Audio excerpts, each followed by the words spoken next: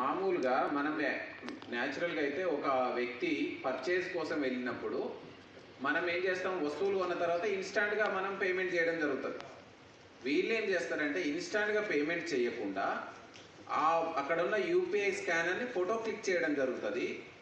ఆ ఫోటోని ఎవరైతే వీళ్ళ కాన్స్పిరసీలో ఉన్నటువంటి వ్యక్తి ఎవడైతే ఉన్నారో అవుట్ సైడ్ ఉంటారు, మేబీ షోరూమ్ అవుట్ సైడ్ ఉండొచ్చు, మేబీ అదర్ స్టేట్లోనే ఉండొచ్చు, ఇంకా అది మనకు ఫర్దర్ ఎగ్జామినేషన్లో తెలుస్తుంది. అతను పేమెంట్ చేస్తాడు.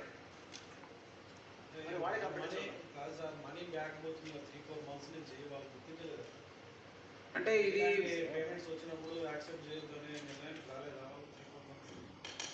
ఇక అది ఇప్పుడు ఇప్పుడు వాళ్ళ దృష్టికి వచ్చింది కాబట్టినే మనకు కంప్లైంట్స్ రైజ్ చేసినారు.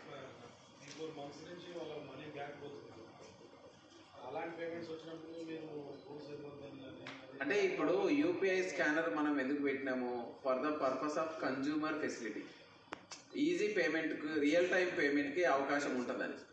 కానీ దీనిలో ఉన్న చిన్న డ్రాబ్యాక్ ఏంటంటే ఎప్పుడైనా రైజ్ చేసుకోవచ్చు, 3-4 డేస్ తర్వాత కూడా రైజ్ చేసుకోవచ్చు గూడ్స్ డెలివరీ అయినాక. దాన్ని ఆసరాగా చేసుకునే అఫెండర్స్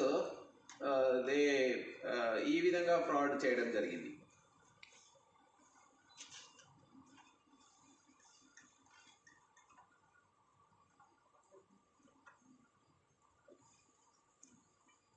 ఇందులో మనకు సైబర్ అంటే ఐటీ ఆన్లైన్ పేమెంట్స్ ఉన్నాయి కాబట్టి ఐటీ యాక్ట్ కూడా ఇన్వోక్ చేయడం జరిగింది. దీన్ని పకడ్బందీగా ఇన్వెస్టిగేషన్ కంప్లీట్ చేసి ఇందులో ఆ యూపీఐ పేమెంట్స్ చేసిన వ్యక్తులతో పాటుగా వాళ్ళ వెనకాల ఉన్న వ్యక్తులు ఎవరైనా ఆర్గనైజ్డ్ వేలో ఉన్నట్లయితే మనకు ఫర్దర్ ఇన్వెస్టిగేషన్లో తేలితే వాళ్ళ మీద కూడా మనం చట్టాల ప్రకారం చర్యలు తీసుకోవడం జరుగుతుంది.